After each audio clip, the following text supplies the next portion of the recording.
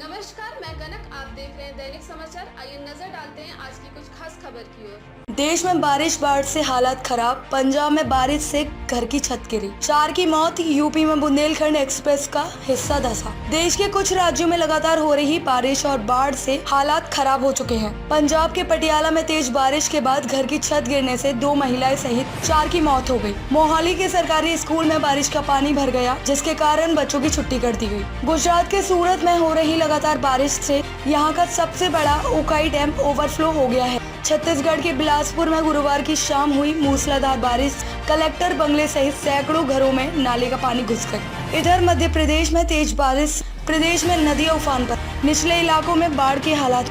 महाराष्ट्र के नासिक जिले में शेंद्रीपाड़ा में तास नदी को पार करने के लिए बना लोहे का पहली ही बारिश में बह गया। यूपी में हो रही बारिश के चलते बुंदेलखंड एक्सप्रेसवे का कुछ हिस्सा धंस। जम्मू में तवी नदी का जलस्तर अचानक भर गया।